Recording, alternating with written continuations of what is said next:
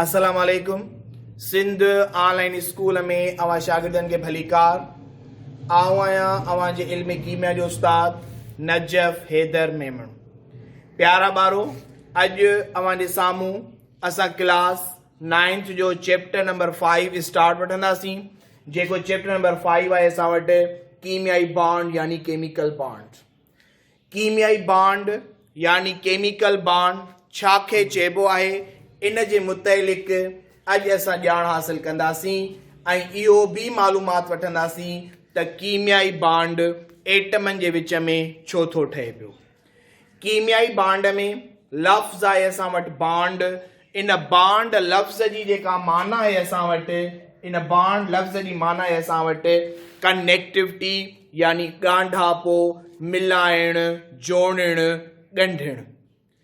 Chemical bond लफ़्ज़ मां ई ख़बर पवे पई असांखे त ही अहिड़े क़िस्म जो ॻांढापो हूंदो, अहिड़े क़िस्म जो कनेक्शन हूंदो जेको एटमनि या मॉलिक्यूल्स जे विच में हूंदो।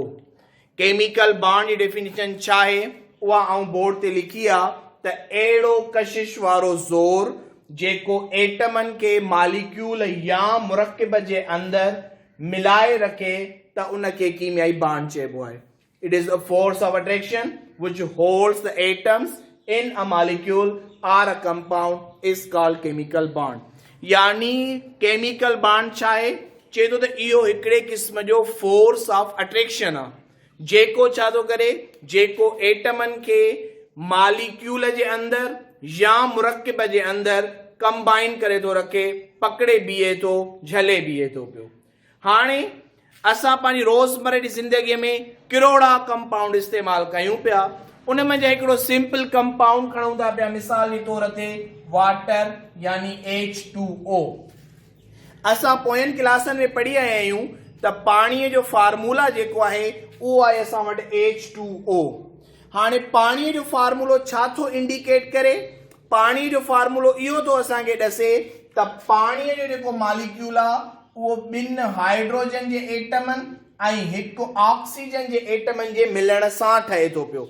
यानी पाणीअ जो मॉलिक्यूल 2 एटम जॾहिं हाइड्रोजन जा ऐं 1 एटम जॾहिं ऑक्सीजन जो, इहे पाण में कंबाइन थींदा त वञी नतीजे में पाणीअ जो हिकिड़ो मॉलिक्यूल ठहंदो। हाणे इते इहो क्वेश्चन अराइज थो थिए त आया इहो हाइड्रोजन ऐं ऑक्सीजन खे केरु थो मिलाए पाण मंझि? जो हाइड्रोजन या ऑक्सीजन पाण में मिलन था त नतीजे में पानी ठहे थो पियो। चए थो त इहो जेको हाइड्रोजन या ऑक्सीजन खे मिलाइण वारो फोर्स आहे, that force is called the chemical bond. इन कशिश वारे ज़ोर खे असां कीमियाई बॉन्ड सॾींदासीं। त it means it is the force of attraction which holds the atoms in a molecule और अ कंपाउंड। यानी अहिड़ो कशिश वारो ज़ोर जेको एटमनि खे मॉलिक्यूल या कंपाउंड जे अंदरि मिलाए रखे, पकड़े बीहे, ॿधी बीहे, त अहिड़े क़िस्म जे अट्रैक्टिव फोर्स खे सॾींदासीं असां केमिकल बॉन्ड। हाणे वरी इहो असां वटि कीमियाई बॉन्ड छा खे चइबो आहे। हाणे इते क्वेश्चन असां वटि इहो पियो वरी अराइज थिए त आया कीमियाई बॉन्ड एटम ठाहिनि छो था? यानी जेकॾहिं क्वेश्चन लिखूं असां इन हवाले सां त छा लिखंदासीं? Why does atom form a bond? चए थो त एटम बॉन्ड छो थो ठाहे पियो? एटम जॾहिं ॿिए एटम सां कंबाइन थिए थो, एटम जॾहिं ॿिए एटम सां मिले थो त नतीजे में केमिकल बॉन्ड ठहे थो। क्वेश्चन इहो आहे त हिकिड़ो एटम ॿिए एटम सां कंबाइन थिए छो थो, एटम ॿिए एटम सां बॉन्ड ठाहे छो थो पियो? हाणे बॉन्ड ठाहिण जा रीज़न्स आहिनि, यानी कहिड़ा रीज़न्स आहिनि? असां पोयनि क्लासेस में पढ़ी आयासीं त every atom wants to be a noble। यानी हर हिकु एटम चाहे थो त मां नोबल बणिजा। हाणे नोबल मां मुराद छा आहे? नोबल मां मुराद 2 कंडीशन्स आहिनि असां वटि। हिकु कंडीशन इहा आहे त एटम चाहे थो त मुंहिंजो ऑक्टेट कंप्लीट हुजे, ॿियो त एटम चाहे थो त मां स्टेबल हुजां। ऑक्टेट कंप्लीट मां मुराद इहा आहे त माना एटम चाहे थो त मुंहिंजो अठो मुकम्मल हुजे। हाणे अठो यानी ऑक्टेट चाहे every atom wants to complete its octet. Octet completing मां मुराद छा आहे? मुराद इहा आहे त हर हिकु एटम इहो ई चाहे थो त मुंहिंजे आख़िरी शेल में 8 इलेक्ट्रॉन हुजनि, यानी जेको एटमनि जो आउटर मोस्ट शेल आहे उहो कंप्लीट हुजे बाय 8 इलेक्ट्रॉन्स, 8 इलेक्ट्रॉन जी मदद सां। हर हिकु एटम चाहे थो, जंहिंजे नतीजे में ई एटम खे बांड ठाहिणो थो पए पियो। ॿियो त एटम चाहे थो त मां स्टेबल थियां। स्टेबल थियण जे लाइ इन एटम खे छा करणो पवंदो? इन एटम खे पंहिंजी एनर्जी लो करणी पवंदी। यानी जेकॾहिं कंहिं एटम जी एनर्जी हाई आहे त हाणे स्टेबल थियण जे लाइ उन एटम खे पंहिंजी एनर्जी लो करणी पवंदी। यानी ॿ ॻाल्हियूं आहिनि बांड ठाहिण जे लाइ। हिकु त हुनजो ऑक्टेट कंप्लीट हुजे, ॿियो उन एटम जी एनर्जी लो थिए। जॾहिं एटम जी एनर्जी लो थींदी त हाणे उहो एटम छा थी वेंदो? असां वटि स्टेबल थी वेंदो। असां पोएं चैप्टर में पीरियडिक टेबल जे मुतालिक पढ़ी आयासीं। असां ॾिठोसीं त उन पीरियडिक टेबल जे अंदरि 7 पीरियड ऐं 8 ग्रुप आहिनि। जॾहिं असां ग्रुपनि ते नज़र विझूं पिया पीरियडिक टेबल जे अंदरि त असां वटि हिकिड़ो ग्रुप हो 8 ए ग्रुप, 8th ए ग्रुप, जंहिं 8th ए ग्रुप जो नालो ई असां रखियोसीं नोबल गैसेस। हाणे 8th ए यानी नोबल गैसेस, इन में कहिड़े कहिड़े क़िस्म जा एलिमेंट्स मौजूद आहिनि? चए थो इन में मौजूद आहिनि हीलियम, नियॉन, आर्गॉन, क्रिप्टॉन ऐं ज़िनान एलिमेंट्स मौजूद आहिनि। जॾहिं असां इन्हनि एलिमेंट्स जा एटॉमिक नंबर खणी करे ऐं पोएं चैप्टर में इन्हनि जी इलेक्ट्रॉनिक कॉन्फ़िगरेशन कराईसीं, असां ॾिठोसीं त हीलियम जे लास्ट शेल में 2 इलेक्ट्रॉन हुआ। नियॉन खां वठी ज़िनान ताईं सभिनी जे लास्ट शेल में 8 इलेक्ट्रॉन मौजूद हुया। यानी नियॉन टू ज़िनान सभिनी एलिमेंट्स जो ऑक्टेट कंप्लीट हुयो, सवाइ हीलियम जे जंहिंजे आख़िरी शेल में 2 इलेक्ट्रॉन हुया।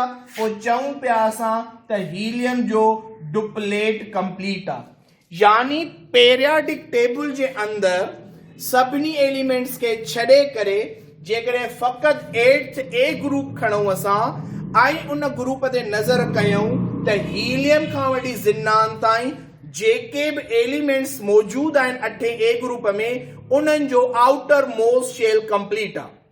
आउटर मोस्ट शेल कीअं कंप्लीट आहे? नियॉन खां वठी ज़िनान ताईं सभिनी जे आउटर मोस्ट शेल में 8 इलेक्ट्रॉन आहिनि, जेका बांड ठाहिण जी स्टेबल बांड ठाहिण जी कंडीशन आहे असां वटि। ऐं जॾहिं त हीलियम जे आख़िरी शेल में 2 इलेक्ट्रॉन आहिनि, यानी हीलियम जो बि डुप्लेट कंप्लीट आहे। यानी ऑक्टेट ऐं डुप्लेट इहे ॿई कंप्लीट हुजण खपनि। सभिनी एलिमेंट्स जे लाइ ऑक्टेट कंप्लीट हुजणु खपे, सवाइ हीलियम ऐं हाइड्रोजन जे लाइ, जंहिंजे लाइ वरी डुप्लेट कंप्लीट हुजणु खपे, यानी ॾिको। यानी इन्हनि ॿिन्ही जे लास्ट शेल में 2 इलेक्ट्रॉन हुजणु खपनि। हाणे हीलियम खां वठी ज़िनान ताईं एलिमेंट्स जा ऑक्टेट बि कंप्लीट आहिनि ऐं इहे एलिमेंट असां वटि स्टेबल बि आहिनि। इन्हनि जी एनर्जी लो आहे। That's why we call it the noble gases. इन वजह जे करे इन ग्रुप खे असां सॾियूं पिया नोबल गैसेस, छाकाणि त जेके बि हिन में मौजूद आहिनि मोस्टली सभु गैसूं गैशियस फॉर्म में आहिनि असां वटि। हाणे ॿिया जेके बि एलिमेंट आहिनि इन ग्रुप खे छॾे करे उन्हनि मंझां कंहिं बि एलिमेंट जे आख़िरी शेल में 8 इलेक्ट्रॉन मौजूद न आहिनि। हाणे जॾहिं उहे 8 इलेक्ट्रॉन मौजूद न आहिनि त एटम चाहींदो त मुंहिंजे आख़िरी शेल में 8 इलेक्ट्रॉन थियनि, जस्ट लाइक हिननि वांगुरु, त जीअं हुननि जो ऑक्टेट कंप्लीट थिए ऐं उहे एलिमेंट स्टेबल थियनि। असां एग्जांपल वठूं था पिया सोडियम जो। लेट सपोज सोडियम, इन जो नंबर 11 नंबर छा थो इंडिकेट करे? इहो इंडिकेट थो करे त सोडियम जे न्यूक्लियस में 11 प्रोटॉन आहिनि ऐं सोडियम जे न्यूक्लियस जे ॿाहिरां 11 इलेक्ट्रॉन रिवॉल्व कंदा था वतन पिया। यानी जेकॾहिं इलेक्ट्रॉनिक तरतीब ॾियारियूं त ही न्यूक्लियस आहे, पहिरें शेल में 2, ॿिए में 8, टे में 1। यानी इलेक्ट्रॉनिक तरतीब ॾसे थी पई त सोडियम जे आख़िरी शेल में हिकु इलेक्ट्रॉन आहे, यानी सोडियम जो ऑक्टेट कंप्लीट न आहे।